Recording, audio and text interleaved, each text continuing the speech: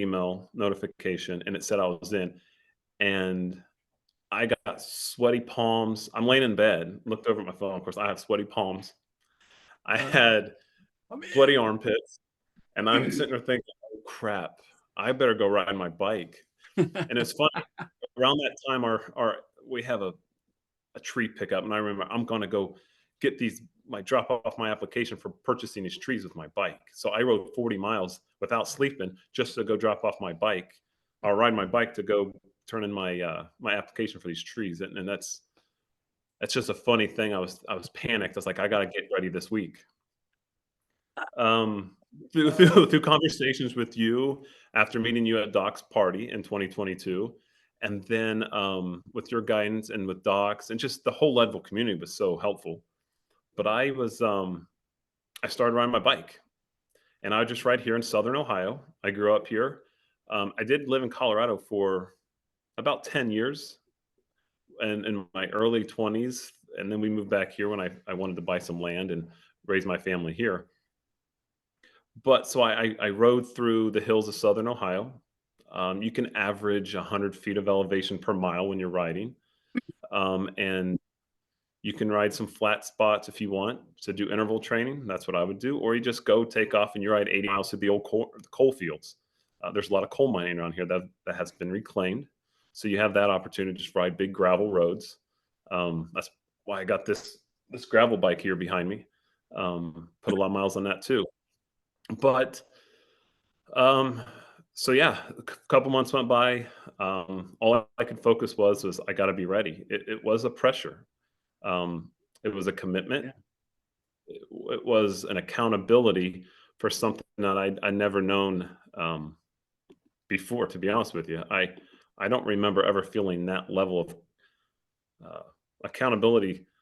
So I ended up jumping in and getting a coach, Matt Freeman with CTS. I believe he was your coach. You introduced us, Mhm. and Matt and I put together a plan that included some local races for me here, a lot of opportunities to ride in Colorado throughout the summer, this past summer before the race, which included the Silver Rush 15-mile race, not the 50. It was the first race I'd done in Colorado. You still have to run up the tubing hill. You still have to ride about 1,500 feet of elevation in just 7 miles. But and then you turn around and come back. So that was my first Leadville race. But locally, we have a Ohio Gravel Series, which I rode my mountain bike through some of those courses. So that gained confidence. I was able to just see what it was like riding around 4, 5, 600 other people at one time, which we have a race that big here. I enjoyed it, but through the whole time, I'm wondering, am I going to be able to do it at 10,000 feet? Am I going to be able to do it at 11,000 feet? Am I going to be able to do it at 12,000 feet? Even though it's a short period of time, I might not be able to get up there. so, so yeah, you wonder, holy cow, am I going to be able to do what they do on the YouTube videos? And what I quickly learned about the YouTube videos is don't listen to all that stuff about you got to do this, you got to do this.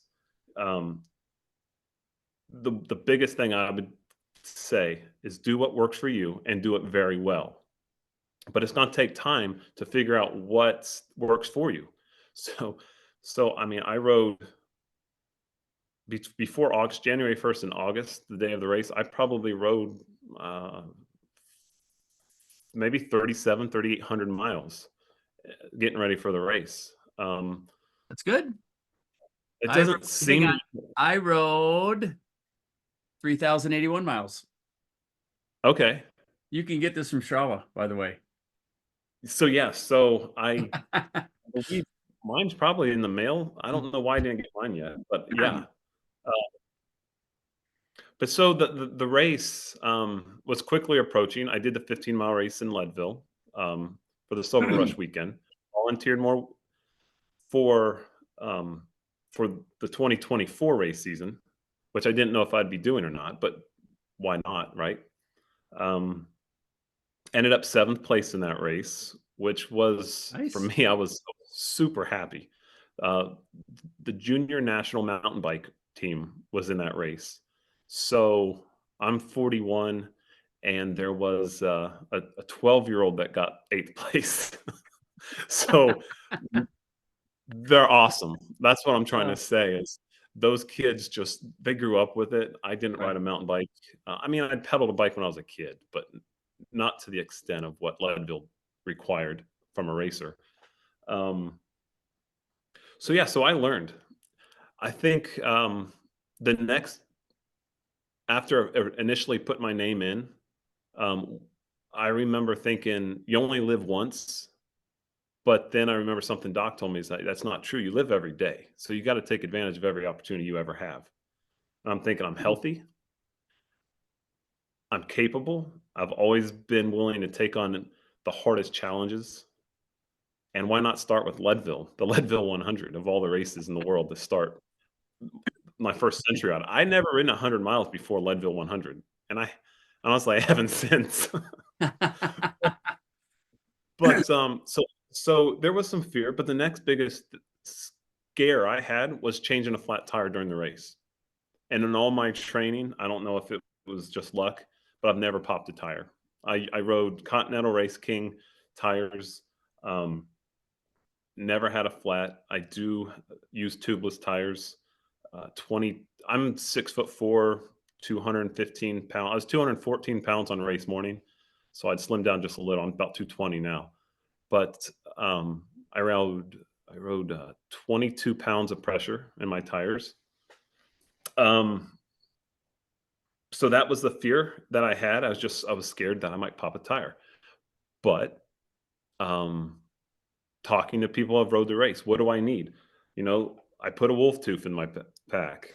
And that's because of you. I carried a little multi tool with me. I have all this stuff sitting here with me. I could show you for these new timers that the first timers that I didn't know what it was. I remember um, I didn't know until the Thursday before the race what I was going to carry this stuff in. If I was going to use a bladder, like a little backpack, or one of these little things you just strap on under your seat. And that's ultimately what I ended up using.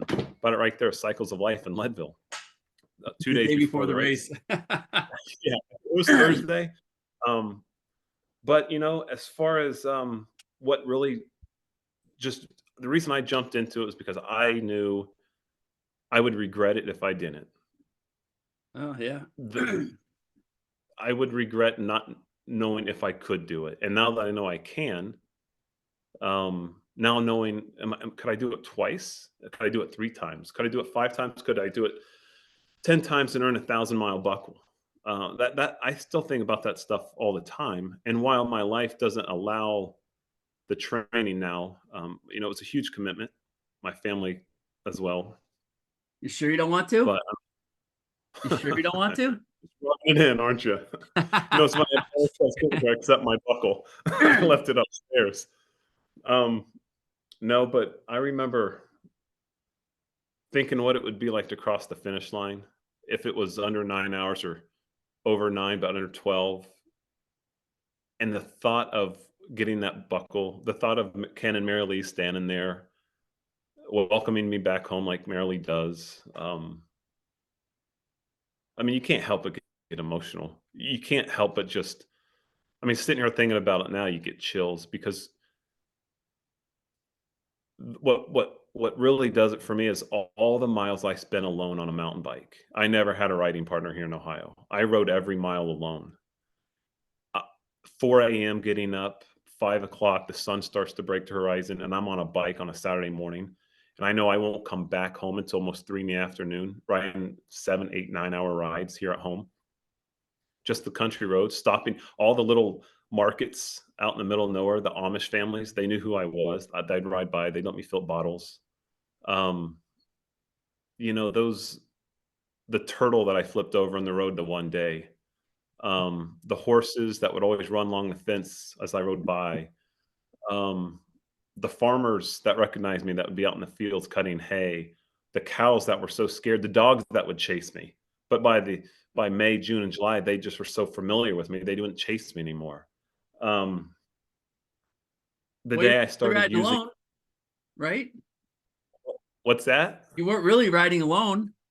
No, I was always around animals. Here in Southern Ohio, it's not near Cincinnati. It's not near Columbus. We're in the far southern. I can see Kentucky and West Virginia from the backside of our property. So um, Huntington, West Virginia is the closest town, but where I live, there's probably more cattle in this county than people and sheep and white-tailed deer. You gotta watch out for them. I've almost hit a deer on my bike at 35 miles an hour. Wow. Um, so that's what sticks out to me the most about wanting to get into it was the fear of just wondering someday, sitting on a couch, sitting on a rocking chair on the front porch, wondering, would I have ever finished that if I didn't try? And then it becomes a lifestyle, becomes a habit. You don't ride your bike one day because of something, and you're scared almost. Is that one day going to make a big enough difference? Am I By not going to losing finish this fitness. one? Yeah, and Yeah. you don't. Your body needs rest. I learned that too. But through the process, I learned who I was. I learned what I could do, and I learned that you set an example for your family. Um, Mm. the video my wife took of me crossing the finish line and my son running the last 100 miles, the last 100 yards with me across the finish line, and then Doc standing there with open arms, Ken and Mary Lee, they were all waiting for me. Ah, Hearing my wife yelling my name coming across the MC saying my uh-huh. name. Um, it's all a blur now. The last 100 yards of the race is a blur because so many people are trying to just acknowledge it that you can't even soak it in until after. And I just remember sitting there in the grass right there by the courthouse, just breathing. And it set in, it sunk in. And I'm holding this buckle and I cried. And I'm like, holy shit, I did it. I did what I've been training for to do the last 13, 14 months of my life on on the bike that I became, I guess you could say, best friends with. I knew everything about it, Right. but Wow. it was just a great experience. It's a great experience. So, for a little bit of reference, do you remember some of your numbers? You said you had a coach. Do you remember some of your initial numbers? FTP or watts per kilogram, anything like that? So I do. I remember my very first FTP test. We did 2 8-minute intervals, and my FTP was like 330. And then I learned that I didn't know how to calibrate a power meter because it wasn't 330. So I'm sorry, 480. It was 380. 380 is what Matt was like. Your FTP's 380. I was like, I don't know. That's what it said, and that's what the math said. But then I realized I didn't know how to calibrate a power meter.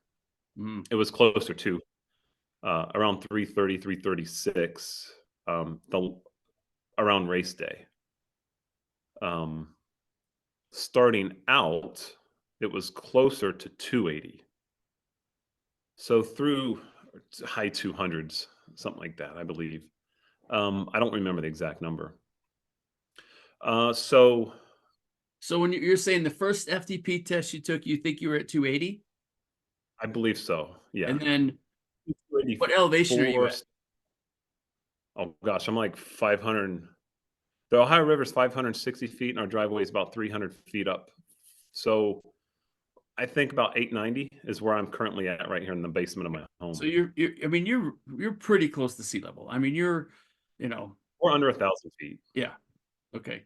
So you're 280 when you start. You're at basically at sea level, and then what do you think and at the race, what do you think your numbers were? I'm pretty confident it was in the 330s.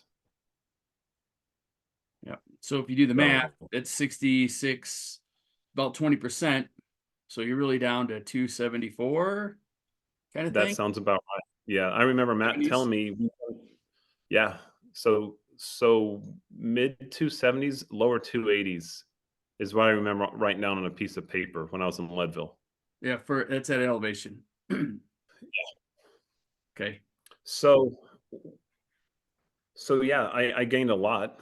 Um, and then I remember when I got to Leadville how I tried to hold the same amount of watts, and it was just um I don't think my heart's ever beat that fast. I think my heart rate went up almost. I'm a big guy, so on a normal ride, my heart rate averages 145, and it never peaked over 160. So when I got to Leadville and I see 170, and I'm tingling my fingers, and I see the closing in, my vision starts getting narrow and narrow until everything looks dark. Um, I realized, golly, everything you hear, everything they say is true. You can't hold the same watts. You don't have the oxygen in your blood. It's not, Not happening. well, it's just not happening. Hmm. Did you ever do your watts per kilogram? No, I don't remember if I did. I don't remember doing it. What's your I used weight? to, What was your rate at race day? I believe about 214, 214, 215.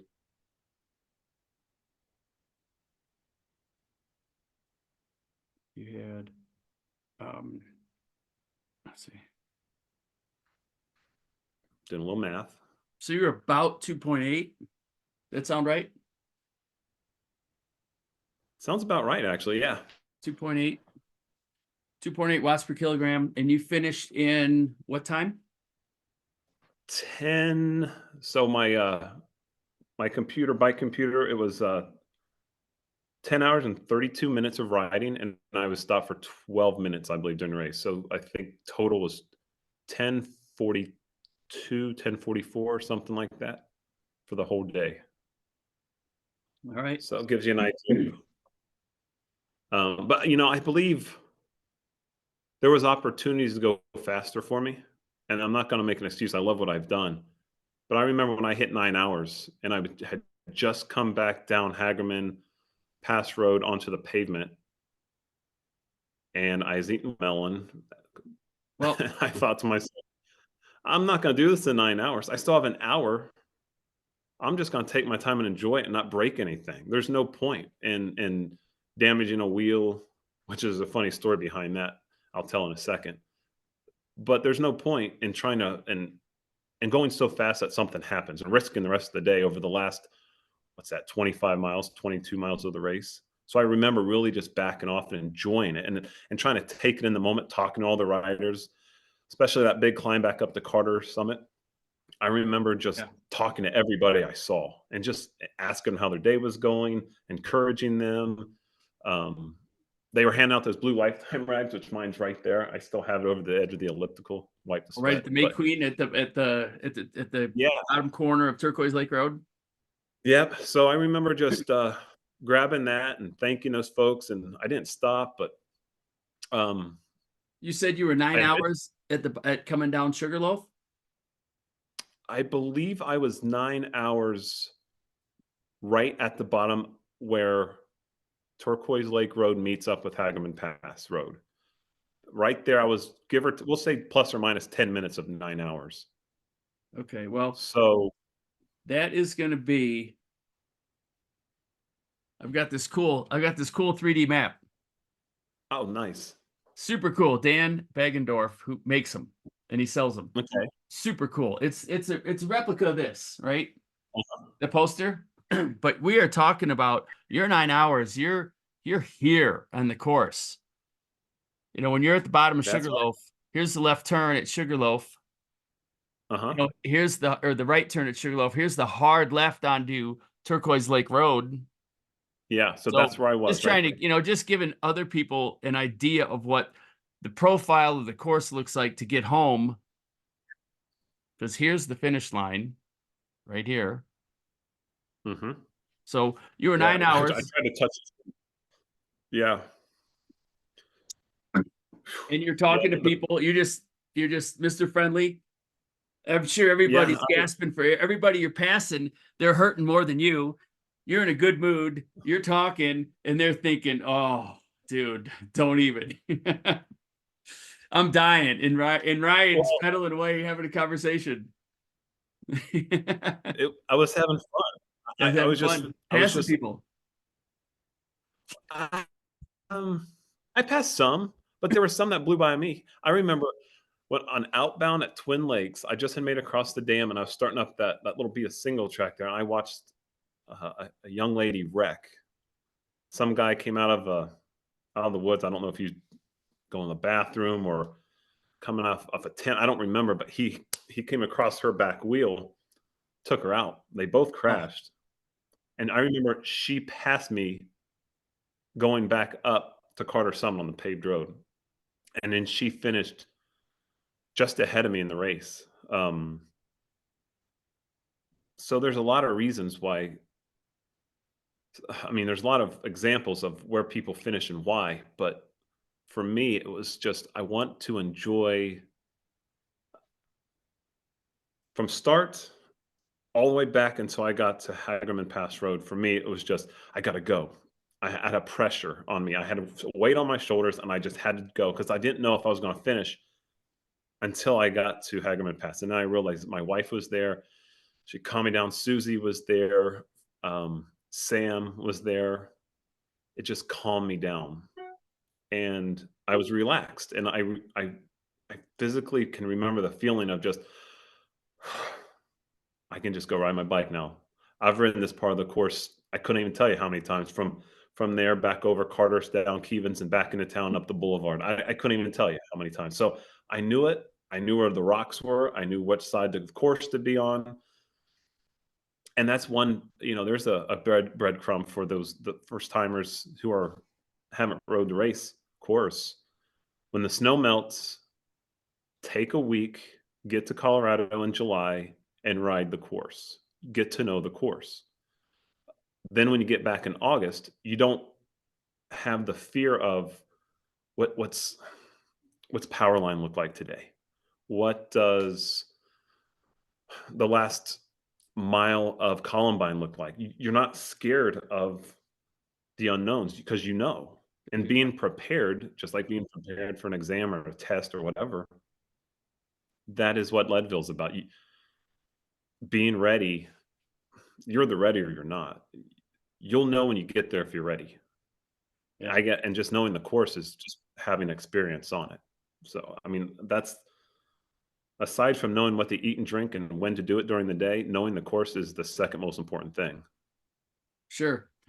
Since you touched on eat and drink, would you kind of share what your learning curve with food was? And while you're doing that, I'm going to plug my computer in because I forgot to when we started this thing, and I don't want it to go dead. So, Yeah, yeah, share for with sure. So I'll share what you that. learned on nutrition wise, what you did. Okay. So when I first started back, when I first started riding, a calorie was just a calorie. I didn't know what to eat or drink. So I would just take the fun size candy bars, maybe some Rice Krispie treats. I had no idea you could mix calories in a fluid to drink. Um, but when the weather started getting warmer, May, June, July in Ohio, and it's humid here, so we sweat a lot. So we need more electrolytes. Um, I started using Scratch Super Carb. Yeah. It's a really good product. This flavor is lemon and lime, but it's 400 calories per serving, and you put one serving into one water bottle. Um, and that's also 100 grams of carbohydrates. Bonk Breaker bars. This one's apple and cinnamon, apple pie flavored one there, and then these energy bars by Scratch Labs. This is the peanut butter chocolate one. So here I am. I'm using all this stuff when I'm training, and then Cliff Shots. These are comparable to whatever you use, like with the goo. Mhm. Be ready and know how they use your body uses that nutrition, because on race day you never know what you're going to need. And in fact, I had all that stuff with me. I had it all set up at each aid station, what I needed and when I needed it based on my training. Um, and then this year, Mother Nature kind of threw a curveball in it at us by being it's so cool and overcast. I don't think this year I got over 58 degrees during the whole day of the race. It was a good And I race ended day. up drinking. I almost drank all my calories for the whole day. I ate one of these bars, the apple cinnamon bar, which was 230 calories. I ate one of these bars at the bottom of the single track going outbound, 270 calories. I had one of these right before going up. This is 100 calories. This one's chocolate cherry flavored. One of those right before going up St. Kevin's. Another one going up Turquoise Lake Road before the right hand turn onto Hagaman Pass Road. A fun size Baby Ruth bar on the paved section right before you start down into Twin Lakes. And I don't think I ate anything the rest of the day solid. Everything came from 400 calories per bottle. And I drank 7 bottles of that scratch during the race between the 2 flavors I had, the lemon lime and the raspberry. So that's 2,800 calories just in fluid, plus another, we'll say, 1,000 calories that I ate of solid food. I had a handful of Lay's potato chips during the race at, oh gosh, at Twin Lakes inbound, and some plain water there. So I had one 6-ounce can of Coke, and then a piece of watermelon at Hagaman Pass, and that's about it. I was, but it's preloading calories and carbohydrates the days before, and I knew personally that's how it worked for me. So I knew if I went in high on the calories that my body needed the 2 or 3 days before the race, when I say calories and carbs, I'm talking if I liked it, I ate it. I didn't worry about macros and micros and all that nutrient stuff. I just knew what my body was used to. Right. And I ate a Mexican dinner down in Frisco the afternoon before the race. And then the morning of the race, I made myself instant pancakes, piece of sausage, some strawberries, at about 4:30, and I was in line in the White Corral by 5. I was in the very front of the first White Corral. I wanted to be there. I wanted to try to get in front of the hustle and bustle going up Kevens Sure. before I stuck behind a lot of other riders. And unfortunately, somebody wrecked up somewhere ahead of me on Kevens, and I'd caught up to the orange and blue corrals at the bottom and ended up pushing. There was 500 people pushing their bikes up Kevens when I got there, and That's luckily tough. I was able to get around and just That's take tough. off. And that's so early for a first timer. You're panicking. You're thinking, "Am I going to be able to? Am I going to finish now?" Because I just don't know what the whole day is going to look like. But um, don't fear if you're pushing your bike up the last third of St. Kevin's. It added 10 minutes to my day, but ultimately it's 10 minutes of 12 hours. You'll be Right. okay. And that's one thing Doc told me. He's like, Kevin's is not a make or break part of the race unless you break something on your bike.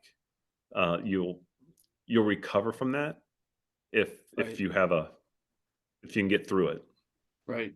Well, I did some Um, math on your food, and you averaged about 350 calories an hour. So great. I mean, that sounds about right. yeah, you were well fueled. And Yeah. that is super, super important for Leadville. I mean, you have got to you've got to run with your tank full. So if something happens Hmm.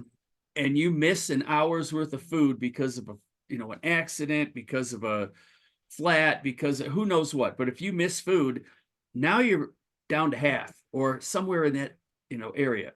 But if you're under fueled and then you miss feeding for a while, now you're dragging and you're not going to recover. Hmm. So being topped off is the way to do it.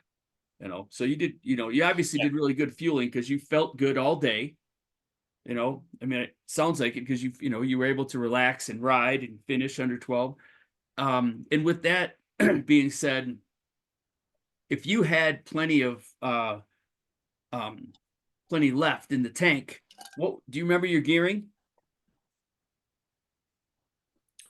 Um, as far as I was using the SRAM XO1, um, one by 11, I think. So my Oh, big gear was 52. It 1052. was 12. Yeah, 12, 11 by 52. And what was your front So ring? 32. 32. Yeah, it was 32 tooth chain ring. Yeah, Okay. I believe. Now you got me questioning, but I'm pretty sure it was 32. It's not here. It's at the bike shop. I just found out I actually bent my wheel in the Leadville 100 and it's being repaired. I started riding again the other day and it was not working. I mean, I rode 20 some miles, but there was a wobble in my wheel. I took it in and he said, You, Ryan, you bent your wheel. I was like, well, I've only ridden the bike a handful of times since Leadville, so it had to happen during the race. So yeah, the bike's not here. I'd be happy to show you my setup, but Okay. I'm it's just not here. curious. Give some other people, give the other racers an idea. Because we had some wattage numbers with you and a little bit of gearing information. So you said you started out in the front of the white corral. You caught some of the other corrals in front of you, but there was a wreck you had to push going up Keeban, Hmm. which sucks if you have to push, but if you have to push, you have to push. It shouldn't be the end of your day. Get through it, and just get back after it. So after Keevan, the rest of the race, I know you were racing under pressure until you hit coming back on Hagerman, but how was it? I mean, how did everything go right? Did any crashes? No, so I was like I said, I was lucky. I didn't have any crashes, didn't have any mechanical issues. Um, coming off of Carter Summit down into May Queen that area, I tucked in my handlebars behind them, and I think I hit almost 48 miles an hour coming down through there. I was just trying to draft off some folks. Um, but honestly, with my size, weighing more, just laws of physics, I was going faster. Right. And I carried that speed um, all the way to the bottom. They had just patched those holes on Turquoise Lake Road that someone in the stable is really, I think, got taken out by that hole. So they patched those holes the week before the race, and so I was able to maintain the speed and start up um, towards Hagerman Pass. No issues. Drinking, I was consistently drinking. My my head unit on my computer didn't have the option to set a timer, and I wanted to try to set a timer for Right. every a certain amount of time to drink and a certain amount of time to eat. But just going into the race mentally, I'd prepared myself to just conscientiousness. You just pay attention to what's going on and just do it. Force yourself to do it. Um, I just told myself to do it. I don't know how else to say it. I was aware. Came back up, Well, made the right on Carter. you trained Yeah, yourself and to that's do I it. guess that's what I You're agree. all the time from January until then, you were training to do that. So, I mean, Mhm. On that's my training road. right. That's the Yeah, benefit so of doing it like that. ex You just teach your body to grab for food every 15 minutes ish. You're just yes. keeping the tank topped off. So, that was a great training thing. You learn where you keep the food. You keep the wrappers here, you keep the new food here, you keep the Right. bottle here, you keep the Right. bladder here, you keep this in the always know how much is in your bladder. I rode with a, I rode with this right here. It's just a Camelback, 1.5 liter bladder inside of it. It had, across the chest straps here, you can put your gels that you eat, maybe a bar or something up in here on each side. Comes to here, it's easy. Gel here, bar here, where it comes across your and under. There's a couple little pouches you can put something else. I also used a type of riding shorts. I didn't use a like the bib kit. I just used shorts that were padded.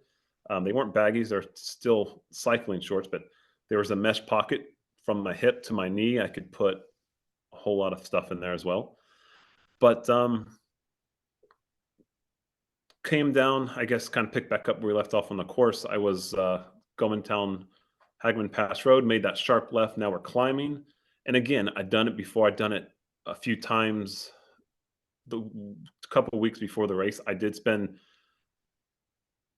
the whole month of August before the race in Colorado at Leadville, and then late July. I think I got to July 29th is when I got into Leadville. So right away, I started just going out and riding the course. All my long days were ridden on the course in my training blocks. And then my interval training was actually up on the east side of Leadville, up on those roads. But there was some congestion going up through there, but you just ride with the crowd, right? You just pick a wheel and you stay on someone's wheel. And if someone needs to get around you because they're going faster, let them come up and let them do their thing. Don't jeopardize your race. This is an important thing, I think, for anybody at any level of riding to know is don't jeopardize your race for someone behind you. Let them ride their race. And if you're in their way, let them make the move to pass you when they want to. Don't go off onto a rocky section of course that might not be stable or smooth just to let someone by you. That's when an Right. accident can happen when you let someone else take control. Um, I watched it happen during the race. I watched someone get over there. They had to unclip and stop. Didn't wreck, but could have just because they were letting someone go by. Right.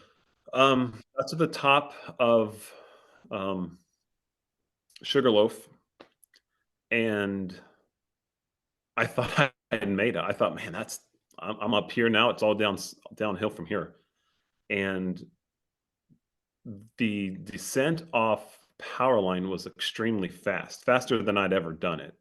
And I don't know if it was the other riders feeling the pressure from them or the sand was packed and it was just because it rained the day before, Right. but No, that's good. it was quick. There were some really deep some ruts just from washout. I Uh-huh. don't know in the past what they've been like. I never had ridden um, down Powerline until 2023. So I don't know what difference was, but again, that's a big advantage to riding a course before the races, knowing picking your line mentally as you're getting ready to go down, knowing what's ahead. Um, pumping your brakes on and off. Don't just hold them the whole time you're going down. Don't be afraid to go fast and understand how quickly you can stop. When I got to the bottom, Well, that's a good way. That's how you keep your brakes from overheating, right? Hit right? 'em, let off. Hit them, let off. Instead of just riding them that entire way, hit them, let off. Gonna, that's a good Because good yeah, tip. you got a long way.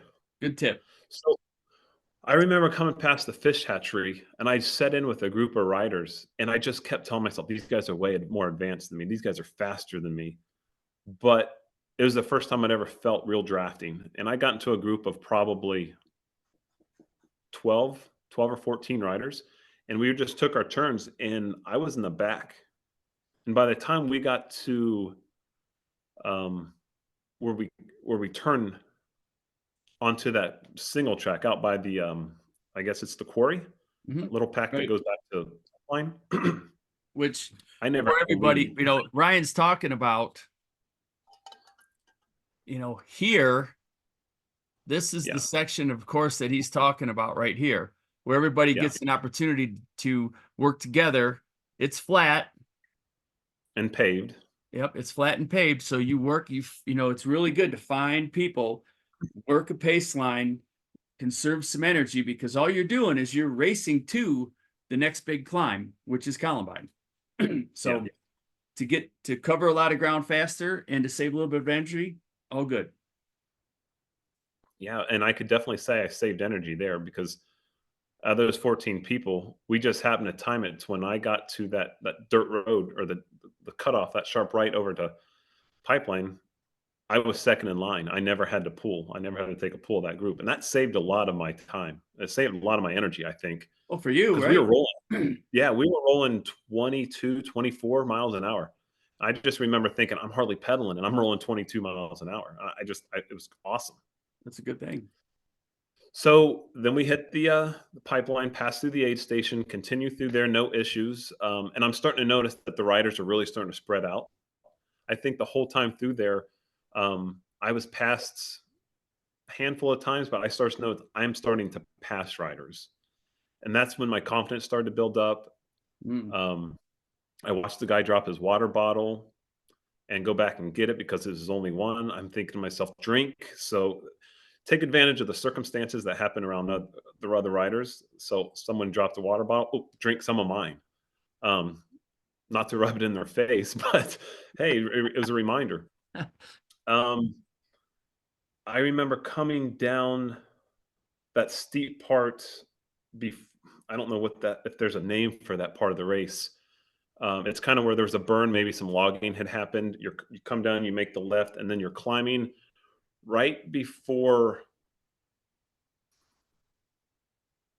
Oh, I guess the single track up there on top of that hill. Yeah, Um, that's when we come home, that's this right here.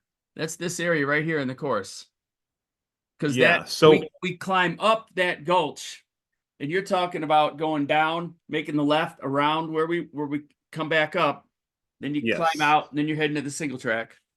yep. Yep. And that's where I noticed people were starting to kind of settle into the race and have fun. People were starting to talk to one another, other riders. Um, and you start that helps your day. Talk to people. It keeps your emotions in check, knowing how other riders are doing. I started having fun. Um, talking to one guy, I forget his name. I don't know if he told me, but he was one of the leadmen. He'd Oh done yeah. all the races, foot races and riding races in Leadville this summer, and I think it was the second time of trying to do it. But you talk to people and it comforts you. I remember getting to the top there, and now we're getting ready to go down the single track. Again, I've done it before. I knew exactly what to do. We kind of all had worked into where we're going to be, and we're just cruising. That was my only close call the whole day. One of those sharp right hand turns. I uh, I got some sage in my wheel, and Mm. I about crashed. Oof. But I was able to. I lost a couple spots. Some people passed me, but I didn't have to put a foot down. I was just able to ride through the sage and get back on the course and keep going. Um, got off the single track. Now we're back on pavement. Mental note to just eat, drink, get up and over through the. I guess they're put some residences up in there down into Twin Lakes, thinking it's downhill to my babe. That's where my wife was. I couldn't wait to see her. 45 miles or so into the race, I'm thinking, um, I feel good. No cramps. No issues with my bike. I'm good. I get down there just as we had practice. We actually did trial runs, switching out my bladder, putting the fresh one in, pulling in my bottles, and putting in fresh ones. At my aid stations, there was a second bladder waiting for me and extra bottles waiting for me. So all we had to do was take off the empties and put them on. That worked. I I wanted to say I was supposed to put sunscreen on there, but it was overcast, so I didn't. I was there less than somebody recorded my stop. I was there less than 60 seconds. So Twin Lakes in 60 seconds, I was gone. Awesome. And I heard the guy say at the next tent, they have 45 minutes. So I still had about 45 minutes before the first cutoff when I was coming across the dam at Twin Lakes. I remember going up Columbine thinking to myself, well, I'll back up a little bit because I remember when Keegan passed me. I thought, holy cow, he's already been up there. And here I am. I'm on that long straight road going east before you make the right into Twin Lakes alternate. Yeah. So Yeah.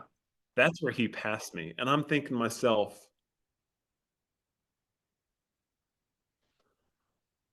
wow, I don't even know what to say.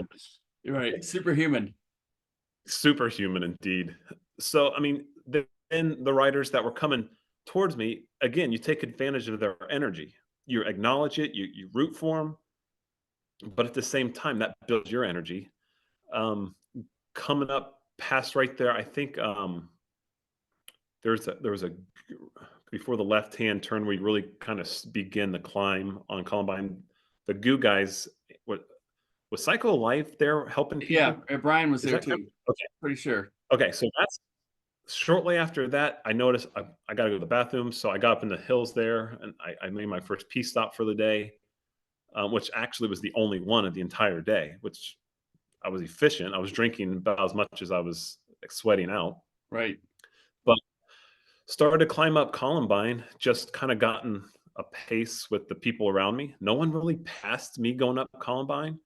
I didn't really pass anybody else. We all just kind of settled in, having conversation, pushing pedals. And I remember talking about how nice it is that it's cloudy going up Columbine with a couple folks. Made it to the top, and I was able to ride and go around some people on that first rocky section. Then it was the old Congo line clear to the top. And I'm like, I can't. There's not enough room at that point to ride around people. So I hopped off. I pushed two different times, and while I was pushing, you passed me, and a couple other folks passed me that I knew. And of course, then that's a more of a motivation. You better get back and you give some energy. Um, I probably rode the last quarter of a mile going up to the summit on Columbine. I rode the loop around the aid station, did not stop. There's no rest up there. I mean, you might be able to catch your breath, but your body isn't really recovering of any sort at 12,000 feet. So I got down as quick as I could, and it was funny because the air started to make me feel cold from the sweat going up, but then the sun came out, and I took off like a bullet coming down Columbine. Um, Probably 34, 36 was as fast as I went. Um, and then I started noticing I was passing people, and then the riders that were still coming up. I'm trying to motivate them. Leadville's about family. Always encourage those who are still trying to make it up. Um, I enjoy that part of Leadville. It's just really neat. Got to the bottom of Columbine, um, and it was funny. I had a tailwind for a moment, and I acknowledged that. And I actually almost missed. That's Twin Lakes alternate. You got to make that sharp left coming back, and I went right past it. Um, and so did the guy in front of me. That's probably why I did. And of course, we just rode back and took off and went back the right way and came back into Twin Lakes. Um, and my course, my wife was there, and Ron and a couple other of our friends, and it was just like, here we are. We're doing it. We're riding. We're moving. Um, and then coming out there, I changing my bottle, ate some chips. I wanted salt. My body wanted salt, so I had the chips. Switched out the bottles, and I was gone. Maybe there 90 seconds to no more than 2 minutes. Got back on, was going up and over. And this part of the race, I don't really remember. It started raining a little bit as I was coming back through Pipeline. I remember talking to a guy that was really struggling at the fish hatchery on the way back in.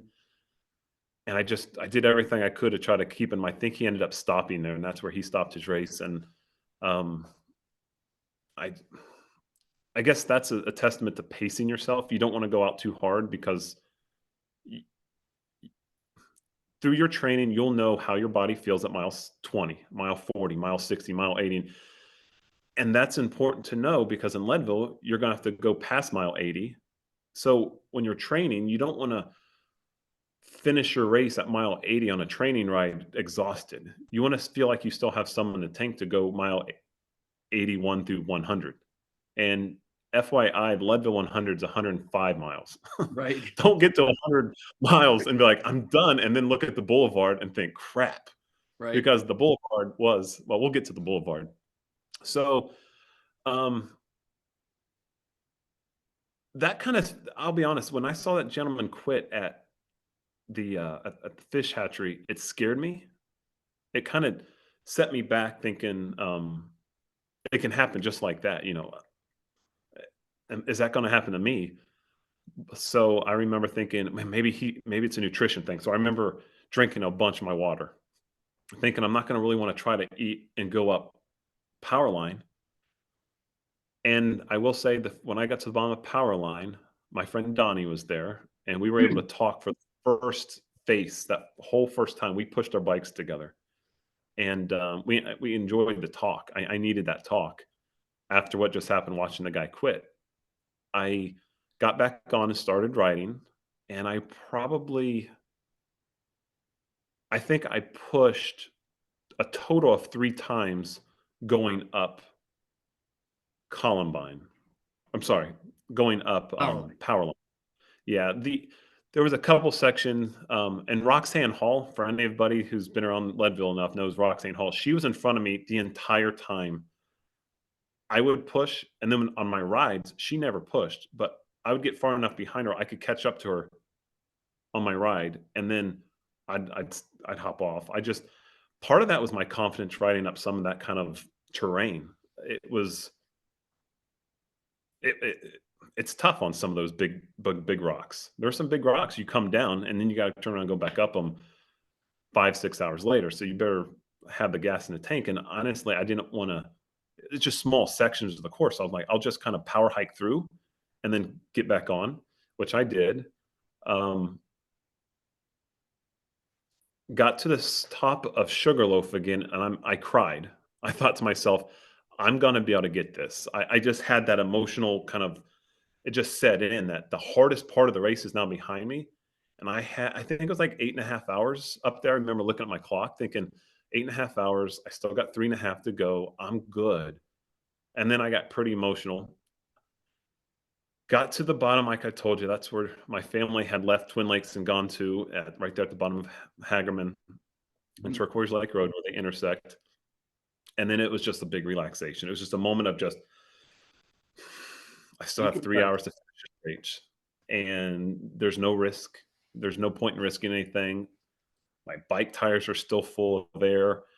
I still had water in the tank or water in the bottles, gas in my legs, and I felt good. At that point, I'd ridden a dozen rides longer than I had ridden, so I knew I was okay.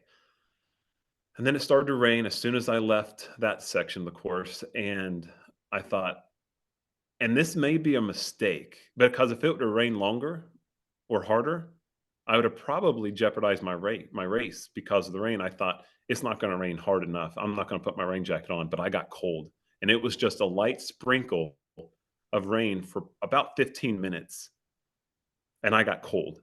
Even though I'm climbing up that May Queen to Carter Summit, I was cold, and I rode the entire day with these. They're just by or Fly Racing. They have a little grippy part here, just like any other sleeve, but I rode the entire day with these on, and like a Specialized makes this little thermal neck gaiter. That never came off either. Um, and then I rode with these are the glove, and these gloves, one thing I would recommend is wear a glove that has some type of raw hide, maybe like a real flexible type of leather in your palms. So if you do go down, you're not tearing up your hands because if you can't absorb the impact for 100 miles on injured hands, you're not gonna enjoy the race. Right. But, they weren't keeping my hands warm. My feet were getting cold, and I was a little wet. I wasn't wet, I was just damp, and it was cold. And if I'd have put my rain jacket on, I don't think I would have gotten cold. I did pack a little Columbia windbreaker waterproof jacket that weighed a few ounces I kept in my backpack. Um, Well, but management, when all all day it's management, right? You manage everything. You've got to I manage your fuel. You've got to manage your bike. You've got to manage your clothing. You've got to I mean, you just have to manage everything all day long. So, Yes, might have. Go ahead. and that's so important because and you gotta know you just gotta keep aware, and you gotta have the tools with you. Um, and while I didn't need them, I had them, and that's a confidence builder as well. That's just a worry that you don't have to think of during the race of, is someone gonna let me borrow a CO2? I carried 2 CO2s, Yeah. a multi-tool, the chain tool, like I showed you, and inside there, it opens up, and you have extra Master master links links. for your chain. I carried an extra tube, even though I was riding tubeless. I carried some plugs, a little plug kit. Um, I think that's about it as far as maintenance on the bike. Um, yeah, I think that's it. So anyway, I got cold, Yeah. and I got off the. I didn't get off the bike, but I stopped at Carter Summit, and this guy was trying to hand me soda. I thought I had to. I thought he was telling me to stop. That's why I stopped and talked to him. And I said, "Is everything all right?" He's like, "No, no, you can go."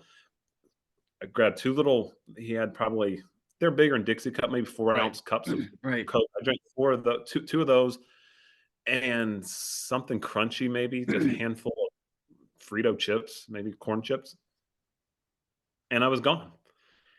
And that's when I started feeling a little tired in my legs, because there's a climb right after the gate. You go through the green gate, and you Yeah. make that left-hand turn, and there's a good it's what do you think, like 2/10 of a mile right there? Maybe a Yeah, tenth there's of a some short, punchy climbs, yeah. you know, Um, still it's, coming to the summit of Cape St. Keven. mhm, and those were tough. Made it through there, and then I don't know, I call it like the round hut. Like a house Yeah. up there. Mhm. And I remember making it past then thinking, "Okay, I'm good," because from here, it's downhill for the next several miles. Took off of, Keevens, made it to the bottom, um, Tennessee Pass Road, is that what that dirt road's called, right? Yep. Around the Okay. meadow. Oh, big. Yep. Went around the meadows, hoping I didn't hit a cow. I heard someone hit a cow in 2022, and, made it through, over the road tracks, along the river, along the road tracks again, and I thought to myself, "Here comes the boulevard." And after 100 miles, and you look, the boulevard is like riding on baseballs, unless Right. there's a The good line. bottom part of it. That left turn is just a kick in the teeth, isn't it? It is. And this year, it was I don't know what it's been like in years past. It was the only time I've done it, but this year, it was tough. And training rides, the first time I ever did it, I rode up it. The next time, I don't know if I was just too tired or just picked a bad line. I couldn't. I had to push for just enough to get through there. But during the day of the race, I made it. Um, and there's a couple folks behind me that complimented me, built my confidence. Of course, then they passed me. They were quicker riders. Got through um, that real rocky part, made it up to where now you're just climbing on the dirt road. And all of a sudden, I started hearing a car horn, and they were honking. And it was a friend of mine and a couple of friends from North Carolina that were out there, um, just watching the race. They were just blowing the horn, hooting and hollering, yelling for me to keep going. And that was pretty freaking cool just to have that support, because I had no idea that's where they would be. And they kind of would jump a mile up or so, a half a mile, and just then they'd hoot and holler and honk, and then they'd go up a half mile, and then finally by the high school left, or there's a school there. And here I am coming up.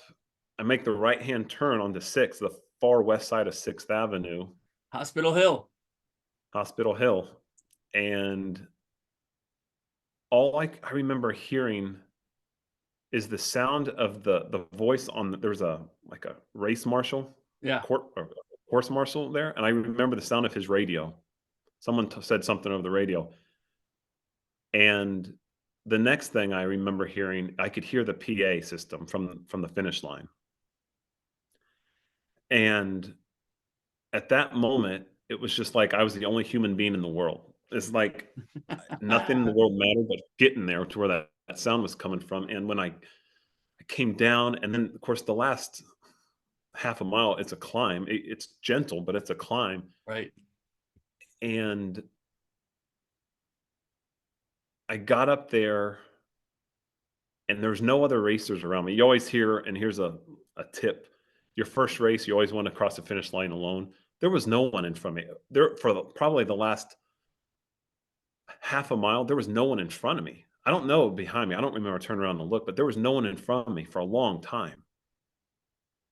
and it was just me. And all of a sudden, the next thing I know, somebody grabs my right hand. It's my 11-year-old son, and I look down at him, and he's like, "You're doing it, Dad." And then he runs with me the last 100 yards of the race, and we cross the finish line together. And it was over. The race was over for me, and I just kept thinking to myself, like, "It's over? Like, that was it." I'll be honest with you, it didn't sink in that I had done the race Oh. for probably a couple weeks. I was sitting at my office at my desk, and I thought to myself, "Oh, I did it." And I'd scroll through and I'd look at the pictures on my phone that all the people I knew that took photos of me during the race sent to me. I'm thinking, that was a great year. The last 12 months of my life was leading up to one moment, and I did it. There was Did nothing else. it.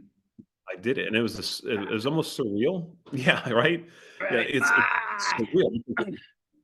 I never forget, crossing the line, merrily put the finisher's buck or belt, Right. belt, the medal over my helmet, and she said, "Welcome home."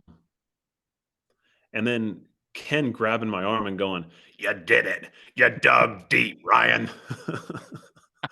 And, of course, Oh, you can't help it. You don't wanna cry in front of Ken, but you can't help it. You still get a little teary-eyed, and then, of course, Doc, he was standing over just off the course or over out of the corral or whatever, and go over and give him a big hug, and it was like 6 years of work in the making from the time I met him, all the times over the years staying with him, hiking, knowing what the race was, but then not having any, to one day hearing about it, thinking, why not? Why not try to do something that epic, that hard, that how many times in my life am I gonna have that opportunity? And I was in the right place and I took advantage of it. awesome. Awesome. And you get all, I mean, I can see you're getting emotional. I mean, to relive it, it's as good as it gets, Well, just awesome. I think it's the reason it's an emotional moment is because I did so much of it from separate. So I'm here in Ohio alone, but I had so much support from whether it was you or Doc or Randall Bennett Bike, Susie, my coach, the folks that I have met in Leadville over the years that were supporting me if I needed just some encouragement. Um, Wondering, do I have the right shoes? Do I have the right chain on my bike? At the end of the day, it's just a bike. The bike is just a tool that the person uses to ride the race. So if you know what your tool can do, if you know what your bike can do, if you have the pedal, if you know what your computer is going to do, all these little things that people get so absorbed in using for the race that we need, then I was alone all that time, and I just figured out what worked for me. I didn't use I mean, hell, I used Crank Brothers shoes. They have laces on them. They have and Velcro and a clip that is just from Shimano, and this is the only riding shoe I've ever bought. These things have thousands of miles on them. Is that what you need for the Leadville 100? You can do it in any shoe. It doesn't matter. Um, Someone told me, "Oh, your pedals are too heavy." So, there's the ones I train in. My legs are stronger than yours. That's the mentality I had. I trained with these Crank Brother mallet e-pedals for hundreds and probably thousands of miles in these things before I got a pedal that had a power meter into it, a Garmin Rally pedal. I was on a budget, I guess you could say, so I didn't go out and just buy everything that I was told to buy. I bought things that worked, and I used them, um, the best that I could. The bike I bought was the Intense 951. It wasn't a $10,000 bike. It's funny because in Leadville, some guy asked me if I bought it at Costco. I said, no. Why? He's like, because Costco sold that bike for like 2 years during the COVID crisis. And I'm thinking, Really? this my bike? Well, they did. And I thought, well, it doesn't matter. It's a freaking sweet bike and it worked. And I did the Leadville 100 on it. So I There you should, go. And don't worry about you invested, probably the smartest money you did was to hire a coach. You invested in it. yourself and your engine, because the engine is going to overpower whatever pedals, whatever. It just doesn't matter. If you've got the engine and you work on the engine, you're gonna be good. Yeah. And the other thing is I just took advantage of every tidbit of knowledge that anybody ever gave me. And if it works for me, good. And if it didn't, thank them and move on. You don't, not everything that worked for me is going to work for another first time rider. Right. I just happened to, I just was very in tune with myself and what my body was telling me. I didn't worry about losing weight. I used the weight I had. I didn't worry about if I had the right nutrition. I worried about the nutrition I knew my body could use. Um, like some people talk about eating lean and all this stuff about what nutrients are good for this and that. I still went to Wendy's every once in a while. I still had my steak and potatoes. I think that's who I am. I didn't try to cut out a bunch of stuff and change my entire life. I just took my life to the Leadville 100 and did it. Well, I think you we were all should do serious that. about it, right? You took Yeah, it and serious. I You was. did what it took. Well, Yeah. all right. Good story. Good. Thanks for sharing that. I hope some of the racers are going to have, pick up a few tips, from you, what works for that, what they could implement for their, game plan for race day. So thanks, Well, yeah, Ryan. and I would leave one thing. Okay. If there is one thing they can do, just believe in themselves. Because Yeah. at the end of the day, you're the only one on the bike, and no one else's influence matters at mile 5, 10, or 100. It's up to the rider. So believe in yourself, and you can do it. Believe in yourself. Take it serious, because Yeah. as you're taking it serious, you're gonna gain confidence and believe in yourself, as you're checking off boxes on your training and that sort of thing. So it's going to happen. So great. All right, Yeah. Leadville racers, we're going to wrap this up. This is Mike with Get My Buckle, the YouTube channel, and we'll see you at the finish line. Thank you.